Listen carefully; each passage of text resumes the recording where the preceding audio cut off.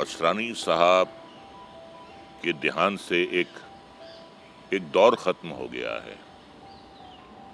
एक दौर जो तकरीबन 60 साल सर चढ़कर बोला था। एक ऐसा कलाकार जिसकी रेंज मैं नहीं समझता कि हिस्ट्री में, इतिहास में 2 या 3 कलाकार होंगे जिनकी ऐसी रेंज होगी, ऐसी वर्सेटैलिटी होगी जो असरानी साहब में थी। आप उन्हें कॉमिक रोल दे दें, आप उन्हें विलनिश रोल दे दें, आप उन्हें सीरियस रोल दे दें, और बहुत सी गुजराती फिल्मों में वो एज ए हीरो भी आए, हिंदी फिल्मों में भी हीरो आए, और जो रोल भी उन्होंने किया बहुत ही कामयाबी से किया। तो he was a power house performer. इतना टैलेंट बहुत कम लोगों में होता है। मेरा उनसे रिश्ता बहुत पुराना है। मैंने जब पहला कदम रखा था film and television institute of India में 1969 में, तो वहाँ हमारे वो टीचर थे। हमें मूवमेंट, इमेजिनेशन और डिक्शन की कोचिंग करवाते थे। बहुत ही गंभीर रहते थे। कभी हमें अंदाज़ा नहीं था कि आगे चल के ये इतने बड़े कॉमेडियन साबित होंगे। और मेरे कई रिश्ते थे उनके साथ। एक तो गुरु चेला का रिश्ता था, फिर मैं उनका को एक्टर था। नमक हराम में हमने साथ काम किया। उसके बाद उनकी डायरेक्शन में मैंने काम किया फिल्म दिल ही तो है में, और हमने शोज भी बहुत साथ किए। तो जो उनकी कॉमिक टाइमिंग थी उसका कोई मुकाबला नहीं कर सकता।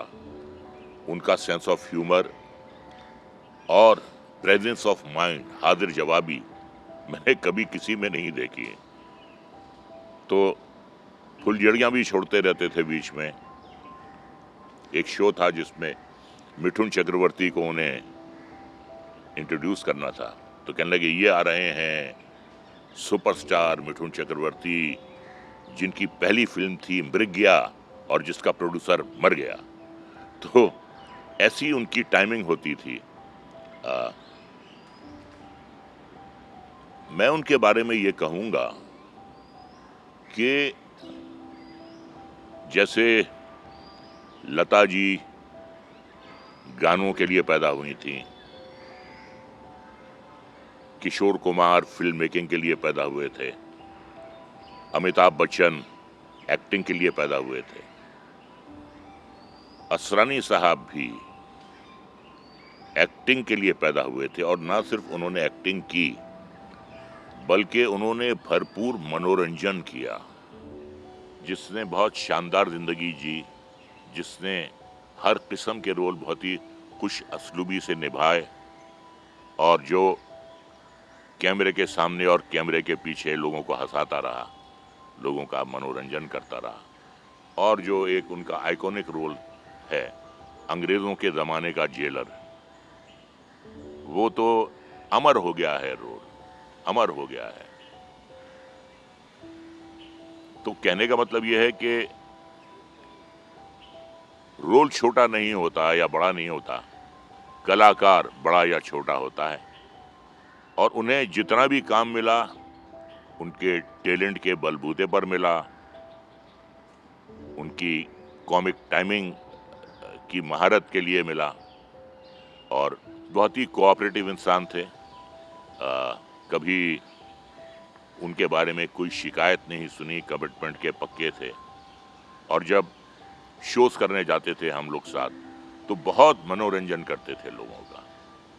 बस यही कहता हूँ कि असरानी साहब, आप चले तो गए हो, लेकिन जाते जाते एक शेर आपकी नज़र करूँगा कि यूं तो आते हैं लोग जाते हैं, यूं तो आते हैं लोग जाते हैं, जिंदगी में हजार हाल, लेकिन इनमें कुछ ऐसे लोग होते हैं दिल पे जो नक्श छोड़ जाते हैं, यूं तो आते हैं लोग जाते हैं।